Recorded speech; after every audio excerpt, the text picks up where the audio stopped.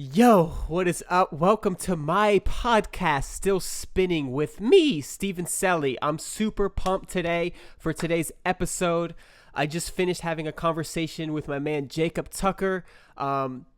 He is the 2011 NCAA dunk championship. I almost said at 5'10", 5'11", hit a 50-inch vertical. It was amazing.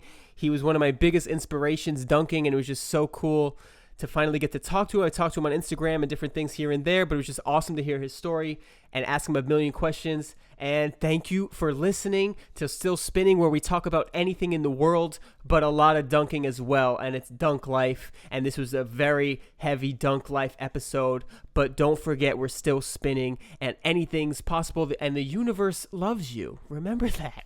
And just remember that Earth is our home together to share. And what was I going to say? Lastly, if you have anything you like for my show, my YouTube, it really helps me out if you just like, share it, anything like that. I really appreciate all of that. You can subscribe to my podcast, all those different things, and those are all free to do, and I really appreciate it. Leave me a comment what you liked. If it was an awesome podcast, I really appreciate all of your love. And if you want to help me out even more, you could be a patron on my Patreon. All the links are below. That is $1 a month. You could really help me make my dreams come true. I'm also a Twitch streamer. You could subscribe to that. I'm just giving out everything you can do to help me because I love providing this content and I have so much fun doing it, and I feel it brings so much value that I just want to do it more and more and more. So the more you guys help me, the more I can do it. And thank you in advance. And on to the episode. I hope you guys enjoy because I surely did. Thanks. Toodaloo. In my mind, I'm still a scrub, but I love it. I'm my biggest competition. You can't tell me nothing. Been on my way up. They don't need to wake up. Do it for myself. Prove it to myself. The person I see in the future I could be. I just gotta work, and you know I'm doing that. Never stop, always on attack. Locked in the path, never getting off track. Whatever I lack, add it to my bag. And I got plenty more where that came from. And my price is right, I never change, bruh. Don't get it done right. And that's every day, that's dunk life. Oh, yo, okay, we're live with Jacob Tucker, my man. Great to meet you. I'm gonna fangirl out a little bit. What's going on, man? Not a whole lot. Just got trained my athletes this morning. Awesome. Got done working out myself and just had some lunch. Awesome, man. Is that primarily what you do? Is just train athletes? Yeah, it is. Specifically vertical and things like that?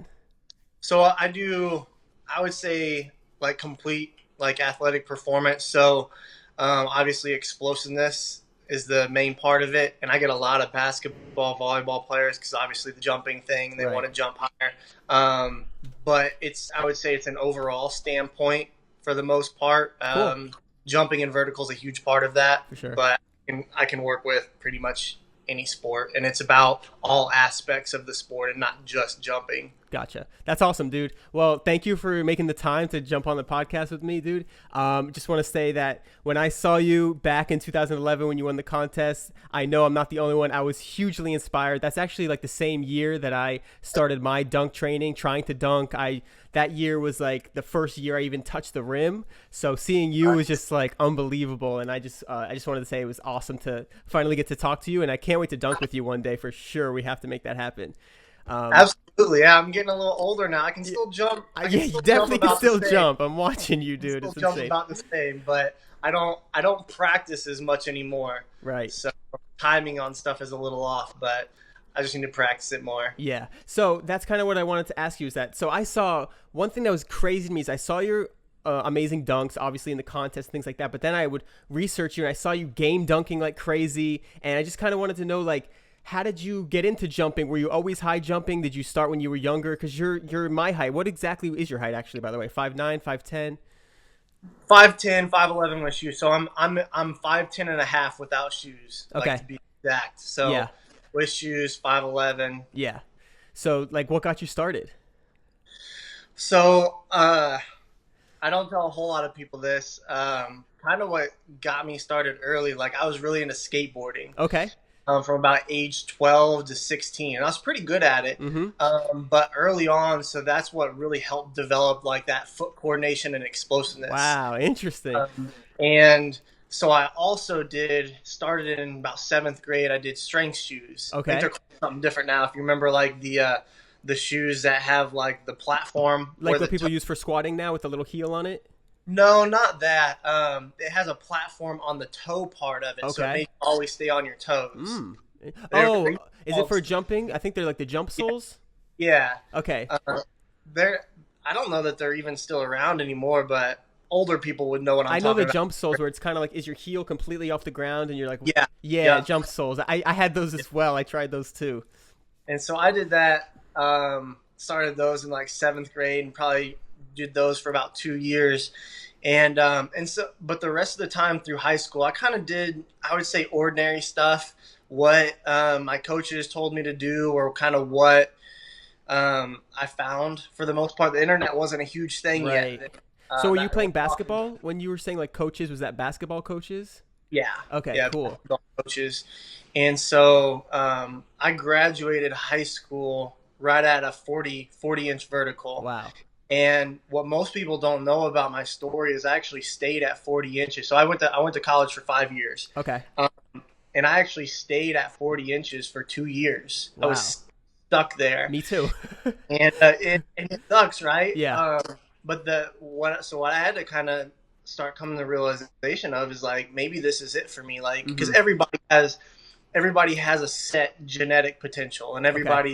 everybody's set potential is a little bit different. Um, so I was like, I don't know, maybe that was it for me. And so after 2 years in college, I started getting into my major of exercise science, and started learning about the body and fast twitch muscle fibers and things like that. And really, mobility was a big Right. thing that helped a lot. And within a year's time period of completely changing things up, I kind of used myself as my own personal guinea pig at that point. I added 10 inches on in about a Jeez. year's time frame. So At that, you hit a legit 50-inch vertical? yeah, yeah. Oh my I got goodness. my head on the rim. So Wow, dude. actually, what was it? About 4 or 5 months ago. So I touched. So me touching 11.8 would be Yes. 50 inches. And about 4 months ago, I touched 11.7. So Dude, it'd be did you say 49. So it's one. So that? so it's one short. At 30 years old, I'll take 49. Yeah, for sure, dude. So that's crazy. 10 inches in about a year, you said? Yeah. And the main thing you said was mobility. So is your, because like right now, I kind of have plateaued around 42. Like I've been at 42 for a while now, 2-3 years. I've had like peak days where I feel like I might have broke through certain jumps, but just kind of what would you say for me? Because I'm decently strong, but I actually talked to Ben Patrick from Athletic Truth Group recently, and he was actually talking about depth and range of motion is huge, and I'm very inflexible with my hips specifically. So would you say for me is mobility is huge, not even getting that much stronger? Yeah, and hips was the big thing for me. Hmm. That's and because we're kind of in a society that sits a lot now, Yes. and the hips is a big thing that like they're tight on Yeah. almost everybody, especially the age group that I train a lot, the high school kids where they're growing a lot. Their hips are super tight, Right. and with my post workout stretches with them, almost all of them is like just going straight at the Can you hips. give me like a couple example of those exact hip stretches? Because I just dunked today, so I'm actually going to stretch a little later tonight. So I was just wondering like what specifically, if you So just have I'm like two trying or three. trying to think of how to explain them over the phone. Um, so Like lunges or like kind of maybe like body squats, like holding like a I body squat. I do almost like Okay. yoga type stuff for your hips. So like let's say in your plank position, Right. let's say you're in your plank position. So I'll take your right foot Okay. to your left hand and then Yes. sit down. I forget what that one's I called. think I know what you're talking about. Okay. And you try to basically like lay your leg flat and try to push your chest down to your leg. And Okay. so I'll have them start over at their foot and try to move their chest over to their knee, Mm. and then kind of have them move back. Okay. So that kind of gets a good rotation on it. Um, One of the other ones I do a lot is I think most people just call it the couch stretch, Okay.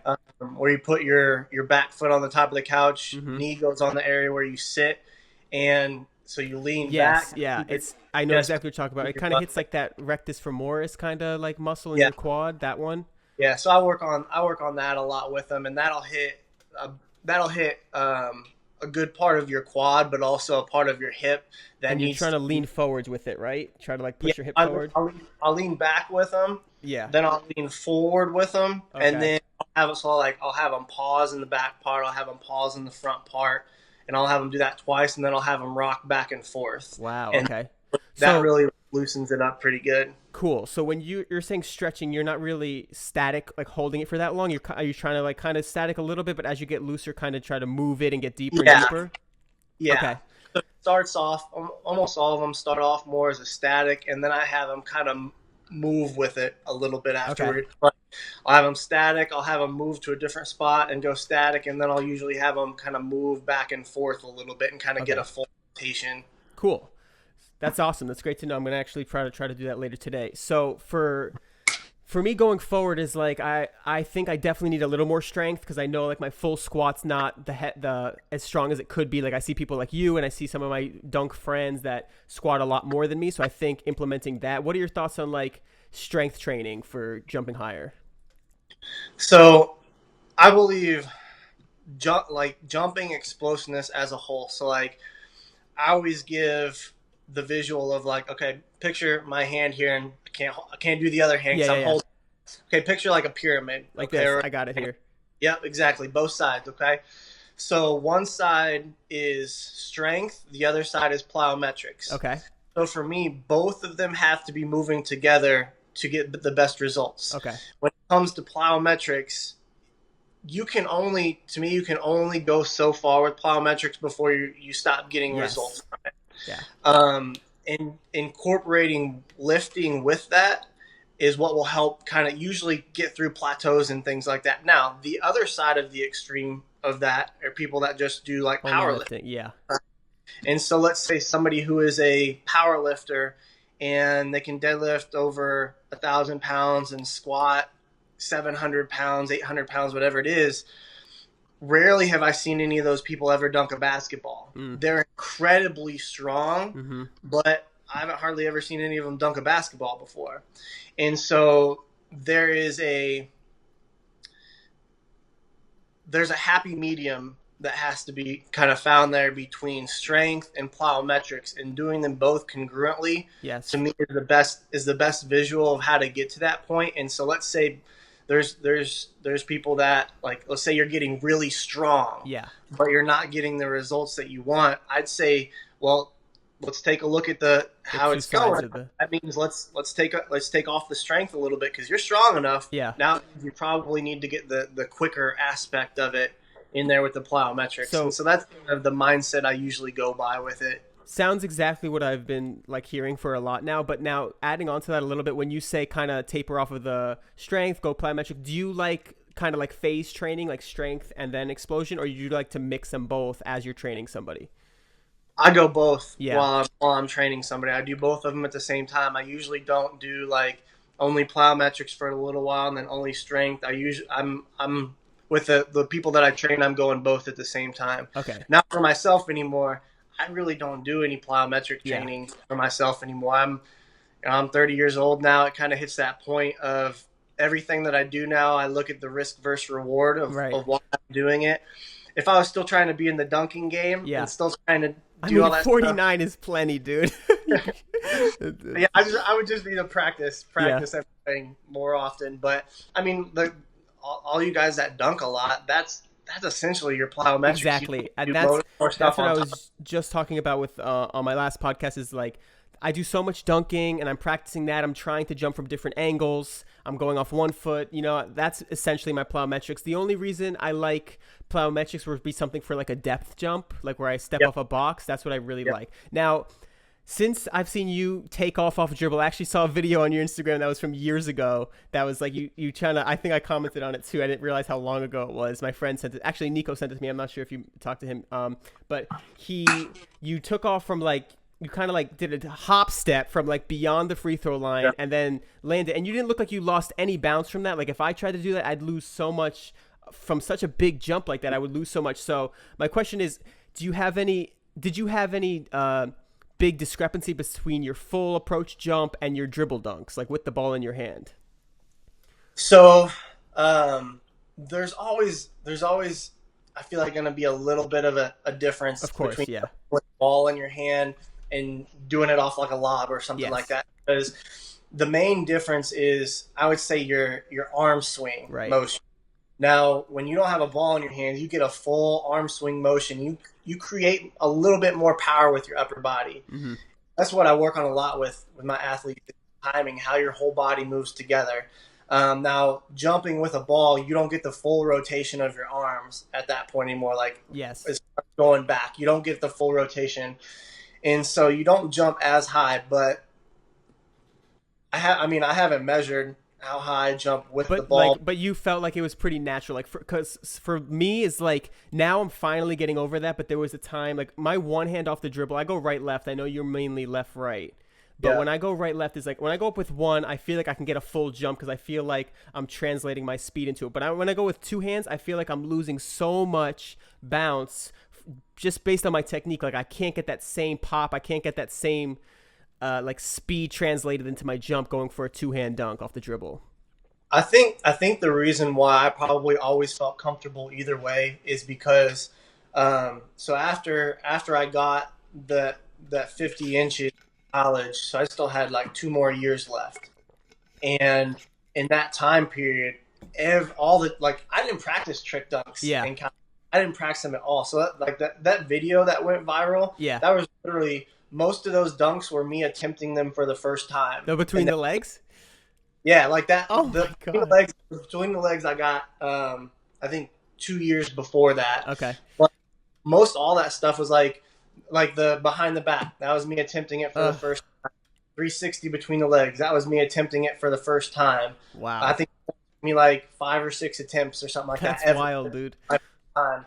And so, but what I did, because I played college basketball, is I practiced jumping out of in-game situations. So everything I did was out of a dribble, Right. or out of a pivot or something like that. I always practiced jumping With the ball in your hand?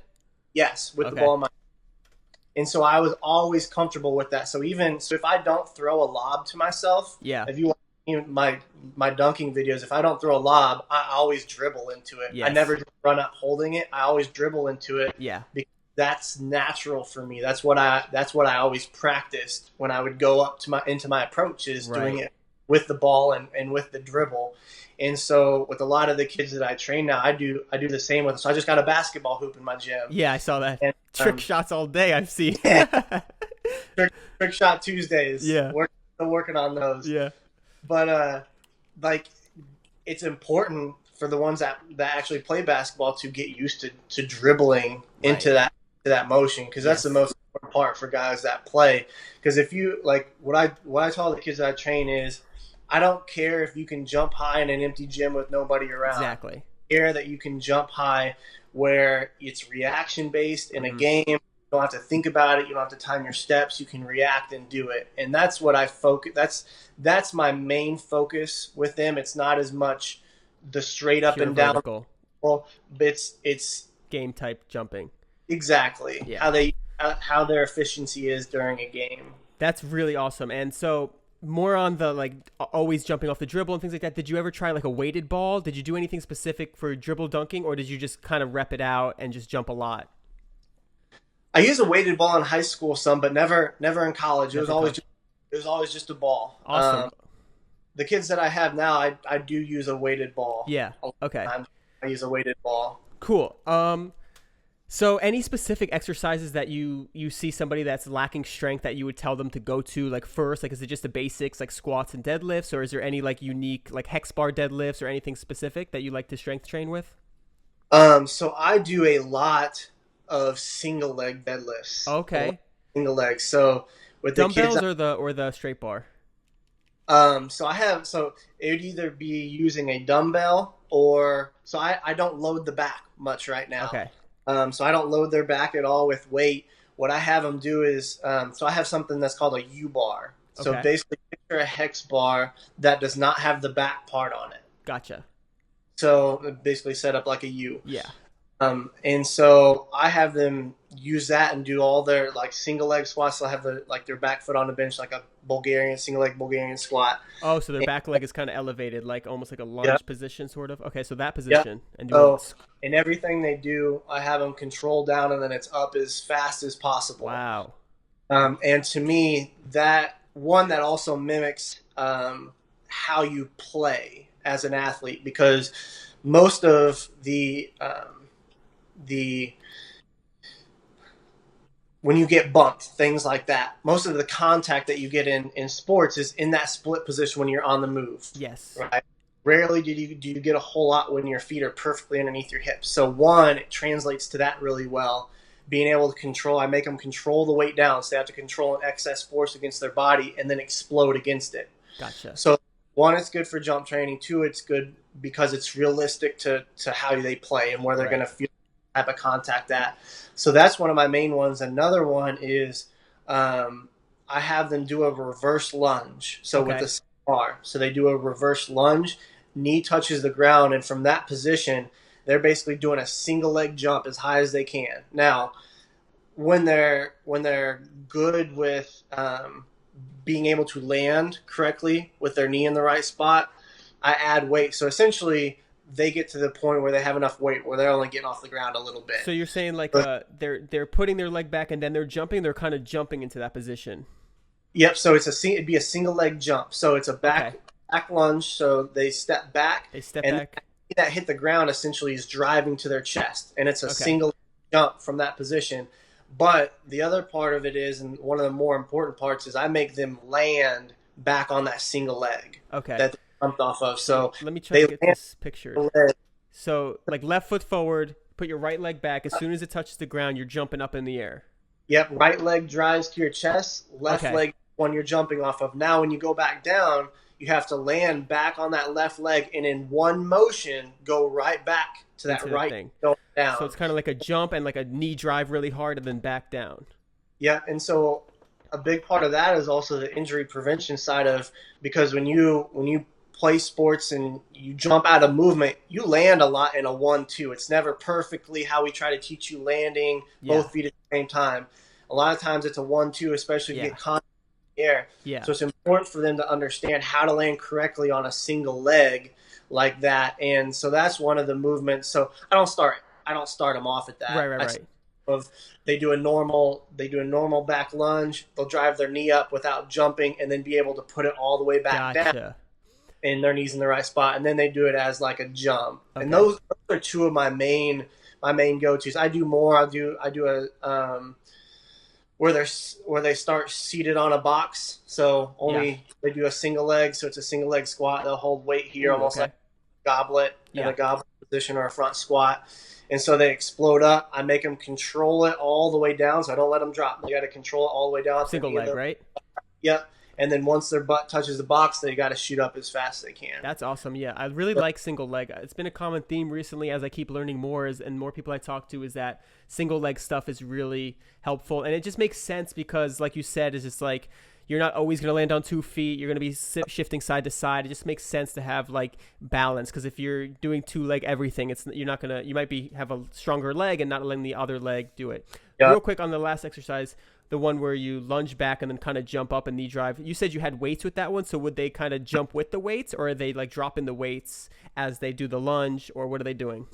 They're doing it with the weights. So let's say I'd say the U-bar is fairly new, so I know a lot of people won't have it, but you can use a dumbbell in each hand is the exact thing.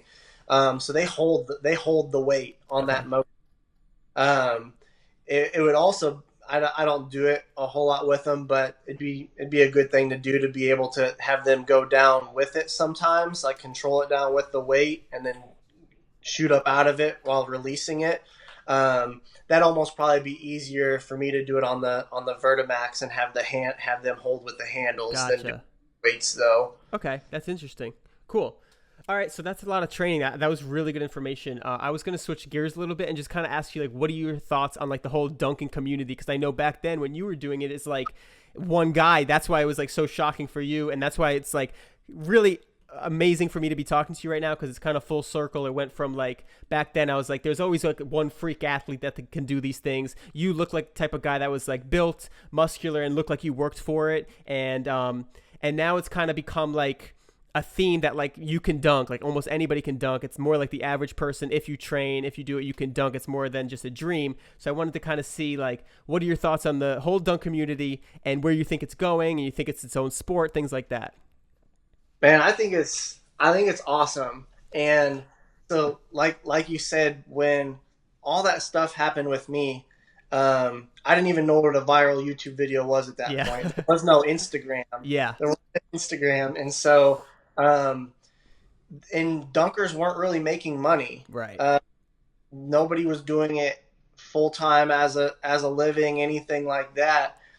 And so when I played with the Globetrotters and I was done, I was kind of done dunking after that point. How long did you play with them? I didn't know that. I just did it for 1 year. Cool. So is there I got to see highlights of that. Yeah, right after I was done with the college and the dunk contest, I played for the Globetrotters. That's awesome. And did that for 1 year. Then I lived out in North Carolina for about almost 3 years and trained athletes over there, and then moved back to my hometown area. And so right after I was done with the Globetrotters, to be honest, I kind of lost a desire for basketball and dunking for a while. I didn't play basketball for about 3 years afterward. Really didn't dunk much at all outside of when I helped do camps because kids would be dunking. That's the only time I did it was for them. Yeah. And it was at a time period where nobody was really making money doing it. It was Team Flight Brothers was kind of the only people around at that point that was making videos of it and stuff like that. And I would say as of the last 3 years, man, it's blown up. I know, man, it's been crazy. Instagram's big help for that, and like social media for sure. And it's been cool for me to see that. And what it's done for me is I've gotten back into my love for basketball and jumping in the last 3-4 years. And I always keep playing back in my mind, do I want to get back into it? Do I want to get back into it? Then I'll go have a session where I haven't even tried any dunks within like 7 months before then. Right. And I'll go in and I'll hit like some of these dunks first or second try, and I'm like, maybe I should do it. If I actually tried it consistently, I'd be able to do some of these dunks. Do you know the guy Remix? Like he's gotten older too. He looks like he keeps getting higher every year. So he's like 35, I think, 34, 35. I watched him. So he doesn't know this, but he was a big person for me that I watched him when he was in the dunk contest in college.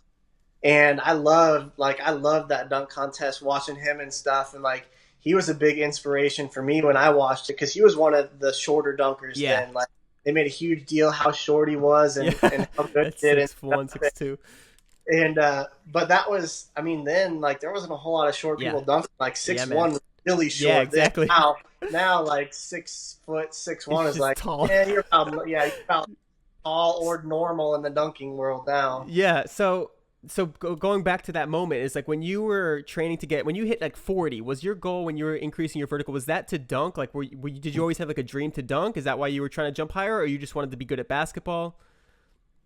It was in high school that I kind of realized I had something a little unique with that. Because the first time I dunked, I was 5'7", and I was a freshman in high school, and I like what I tell people is it like they always ask like, is it a gift? Yeah. Or did you work for it? And I always tell people it's both. Yeah. Like, I can only do with what I was given, and like I said earlier, everybody kind of has a set max potential that's different. Yeah. And I had genetics that had a higher capacity. Mm-hmm. But I think if I never worked at all, if I never did anything, I would probably been close to 40. Yeah.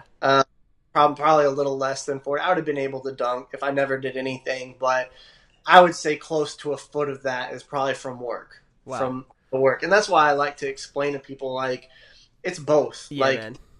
I was gifted, but also, like, I worked my butt off for like 8 years to get to the point. And So it's both. Now there are a lot of people in the dunking community that it is just a gift. Yeah. They probably have no idea how much better they could get if they worked on it. Hmm. But a lot of them it is a gift, and there's a lot of them in the dunking community that they work their blood off to get Yeah. there.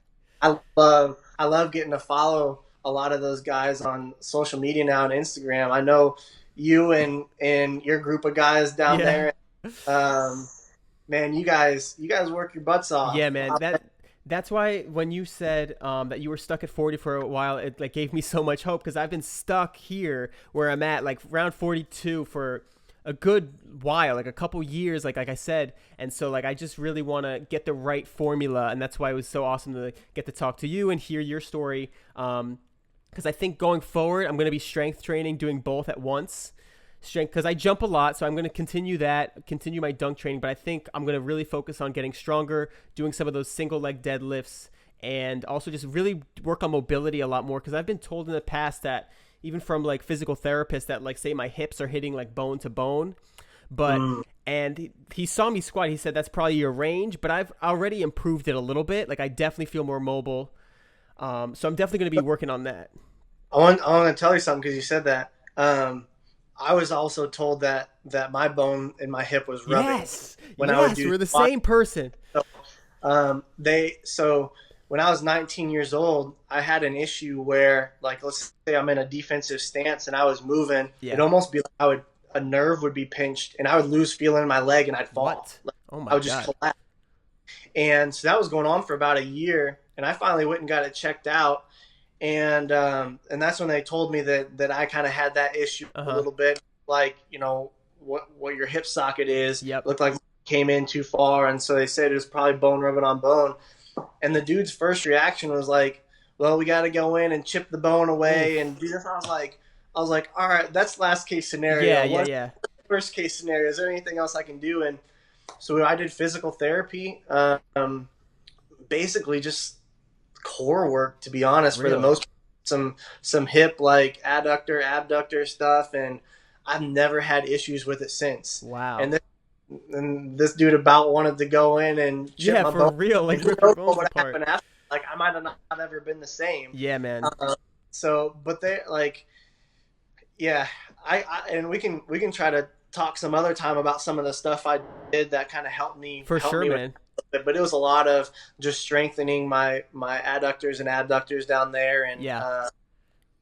squats and stuff can help do that. But I also had to do kind of some isolated stuff for it too, and I don't have to do any of that anymore. I kind of got it to the point I think it needed to be, and I don't have any. I've never had any issues with it since. That's really good. Yeah, mine was super tight. Now it's actually I feel like the most mobile I've ever been.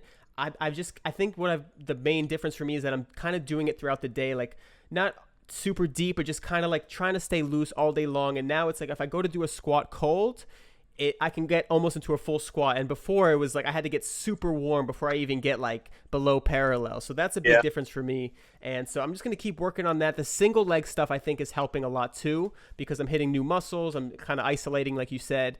So I think that one add. And if you have to go at any point, let me know. I know I No, took a we're lot of good. your time. Okay, cool. So I'm off in the let's afternoons. go. That's awesome. So I had another question. All these questions keep popping up. So you got your vertical up to crazy numbers, and then you said you started training people after the Globetrotters. Did you always want to train people? You kind of said like, wait, I made such good progress, or how did that work? I did. So before the YouTube video, dunk contest, all that stuff. So I was an exercise science major, and I already had things in the works. I was going to be a CrossFit part Oh, okay. part part owner of a CrossFit gym.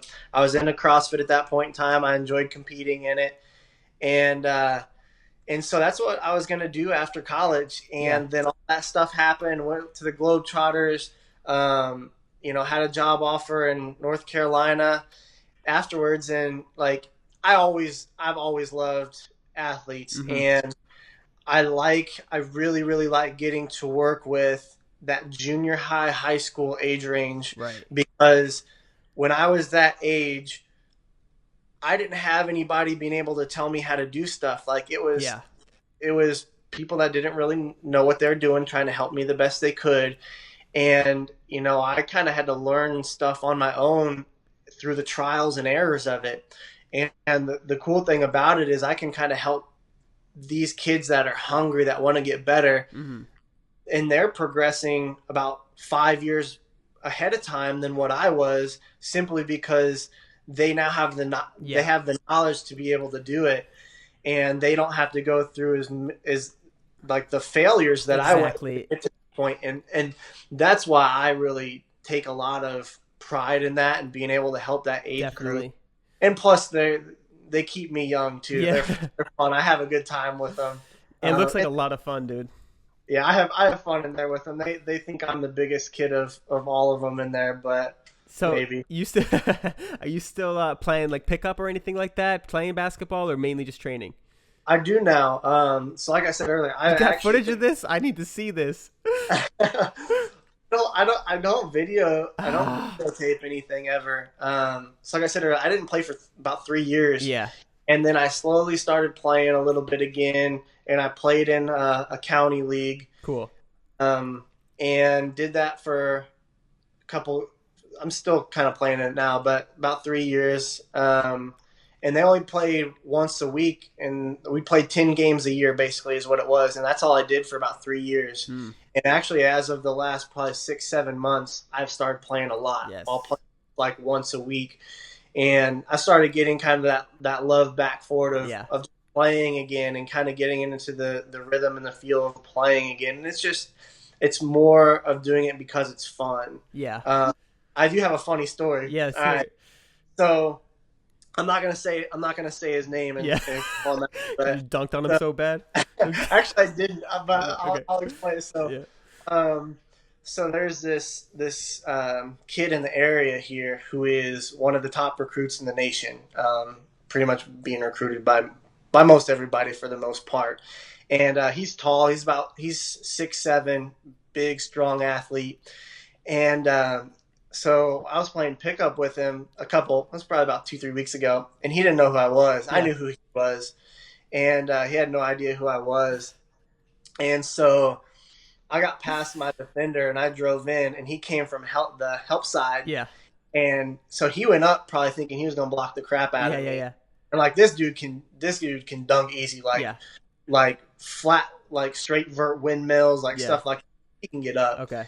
And so he jumped with me and bodied me, and I got it for him. And like I actually didn't expect him to even jump with me, because I'm used to people not even jumping with me anymore. That big bounce. And he went up with me, and I got over him. Like I got over his hand, and I ended up just throwing it off the back of the rim. Damn. But so when I landed, like everyone just stopped the game, and he goes, "Who in the hell are you?" and so some of my friends told him about like the dunk contest. I played for the Globetrotters and stuff. He's like, man, why didn't y'all tell me before we started playing? This dude about dunked on me. Yeah, that's amazing, dude. That's all I want to do. If I would have made it, it would have been on video. Like the poor kid would have been like blasted. Yeah. Oh, he would have lost all his like recruitment, dude. He would have been dropped. They're probably a good thing I didn't make it. Yeah, dude. That's all. Honestly, that's literally my dream, is to just take off on people on game. I know you said that, and people don't normally jump, but you're not afraid of that? You just take off on people? Like, I don't know if you ever seen my my college in-game dunk video. Yeah, I have. I dunked on a 7-footer in there twice. Yeah, I meant like at all times, because I know that's a game. You might have like pure adrenaline, but are there some times where you don't do it? But I'm sure like you jump so high, I would be taking off on people too. Well, so now that I'm playing a lot more now, like I don't just go in on dunk on people all the time anymore, because it's not always worth it. Yeah, I hear you. Yeah, or somebody gets mad and they want to be that guy. But I have a kid that I train right now that's a 17, and he has a 41-inch vertical. Max vertical. And he doesn't dunk much in games. So I was having this conversation with him a couple weeks ago, and I told him, I was like, all right, my junior year in high school, I only had 2 dunks the whole year. Okay. Senior year, I had 22 dunks. Wow. And in college, my college career, I had in the 80s. I think it might have been 80, something like that. And so what I told him, I said, what changed for me between my junior to senior year in high school is it was all mental. I knew I could Yes. do it, but what I finally decided was every time I drove to the basket, I was dunking the ball unless they stopped me from dunking it. I love That it. that changed, and that was my mentality from then on. I was going if I drove, I was going to dunk it on your head Yeah. unless you physically stopped me from dunking. And that's what I told him. I was like, you just have to have that mentality shift. You can jump high enough, you do it well enough out of movement. Now you just have to change your mentality. Like, To attack. I miss it. Like Yeah. you have to get to that point where like I don't care if I miss it. I'm going in to dunk it because what ends up happening is you get so used to doing it. It's like in high school when I had those 22 dunks, I didn't miss a single one of them. Yeah. In college, of like the 88 dunks I made, I think I missed less than 5. Yeah. And so you start going in, and what happens is like if they hit you, you get a foul called anyways. Yeah. But rarely are you going to miss it when you go into to just dunk. Yeah. And if they get out of the way, they get out of the way, or you might get a nice poster on them. So it's really just more of a mentality thing. And after you start getting used to it, not caring at the beginning whether you'd miss it or not, you'll start making it, and you'll start having some pretty crazy dunks. I need that, dude, and I definitely am gonna start implementing that like game type situation. Right now, I'm like been working on vertical, just max jumping, like you said. But I do dribble dunks every session as much as I possibly can, working on that. But I definitely need to do more. Like I've noticed that too, is because like I always came from the same angle when I practiced. I'm right left, so I always like came from the right wing, like the perfect angle. But then I was in a game, it's like I felt like I needed that angle to be able to take off properly. So I did start training different angles and things like that, but that's definitely my weakness. So I'm going to start trying to do like drop steps, all those type of things. I'm I pumped. think probably like what I said earlier, probably the only thing that's different for me is I practiced that all the Yes. time. And so that's probably why I was always comfortable just doing it out of that position because I didn't practice trick dunks. I practiced in-game dunks, and after that, practiced trick dunks. Gotcha. So yeah, I was just Yeah. used to Yeah. doing it in game situations and stuff like that. Cool. I mean, so strength training wise, you do those deadlifts, you do the lunge jump type things. Obviously, you do plyometrics like the jumping and stuff like that. But do you do like upper body as well? Do you do like shoulders and back, or not really loading the back, you said, or that's only on like heavy legs? For myself now or for my athletes? For athletes. Okay. So yeah, for myself now, I do a little bit of like powerlifting / bodybuilding stuff. Okay.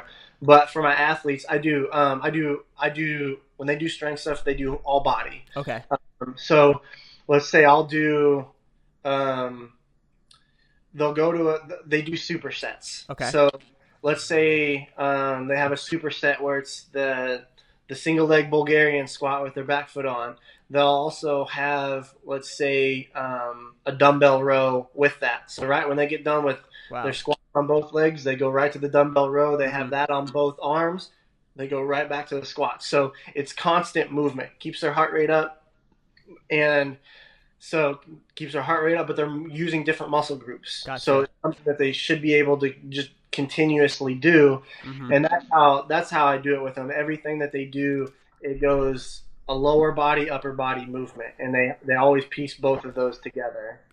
Fascinating. So for you, is that kind of what you were doing that year when you gained the 10 inches? Like when you went to 40, that's what you were doing, is kind of mixing up upper body and in the same workout, like upper body and lower body?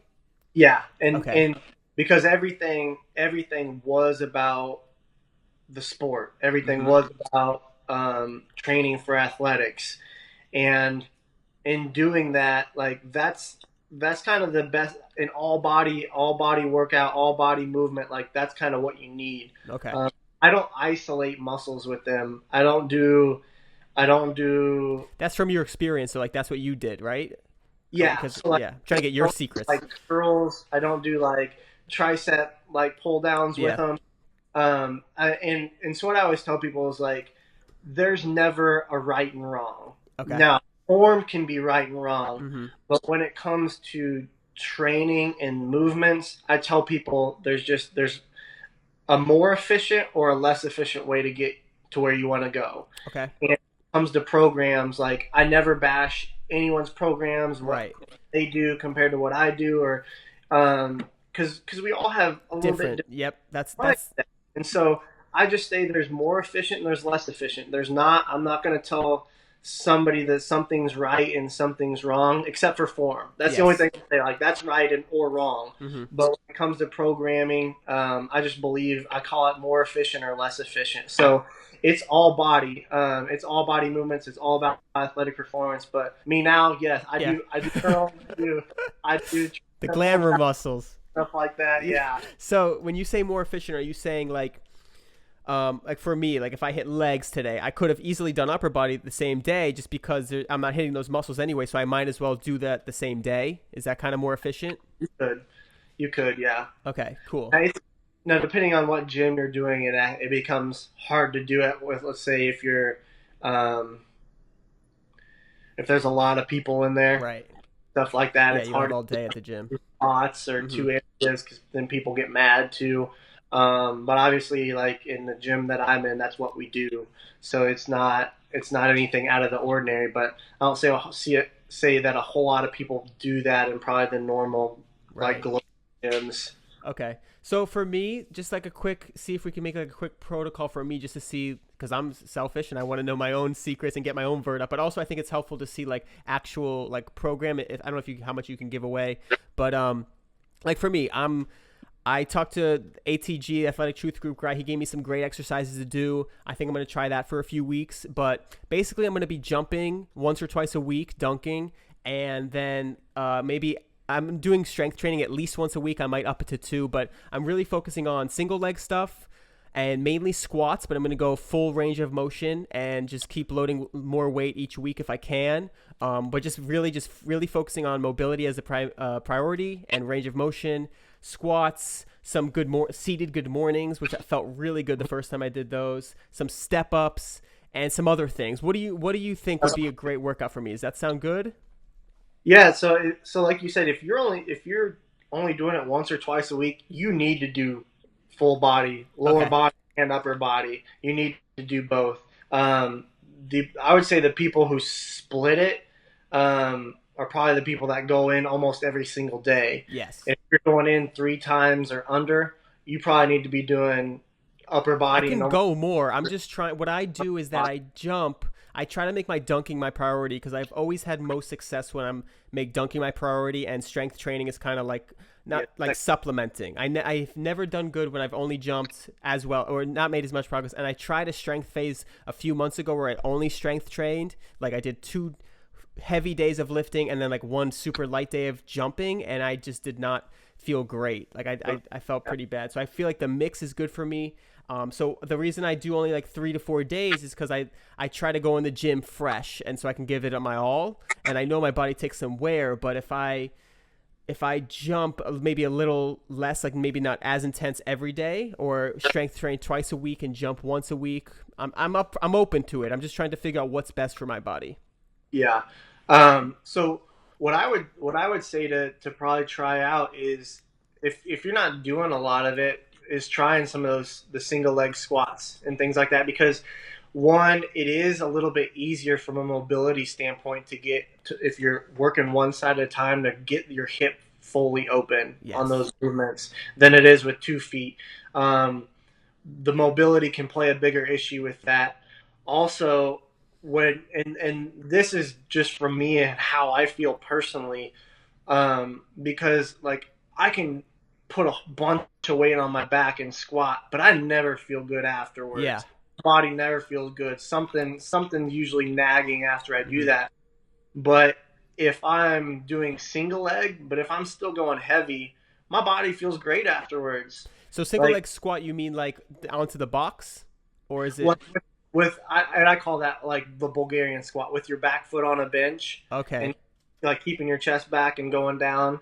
Um, So that's your single or leg squat. people call that single leg back foot elevated Okay, squat, something like gotcha. that. With the goblet like dumbbell position, right? Or you can hold two dumbbells right by your Sides. side. Okay, Yeah, cool. That that's sounds what I. awesome. Like an awesome exercise. But that to me, I always feel a lot better doing squats that way than I do really heavy back squats. But you go pretty heavy on those single leg ones, right? Like Yeah, you're trying to go heavy. Okay. yeah, and so Obviously, gradually get to there, but your goal is to get heavier and heavier. Yeah, almost everything that I do from an explosiveness standpoint, I'll usually keep right around that 6 rep range. Okay. I feel like if you're going heavy enough to where you're getting 3 and under, that you're not coming up as fast as you need to be. It's Okay. more slow. You're coming up slow because you have too much So you weight. want to load down just like the other one. You want to load down slow and controlled, and then try to come up fast. Yeah, up as quick as you Awesome. can. And usually that's what I like to stay in. The area that I like to stay in for like just the explosiveness range is usually at 3 to 6 or 3 to 7 rep range. Okay. That gives you enough reps, but you're also at a weight that you're moving it up quick enough that I feel like Right.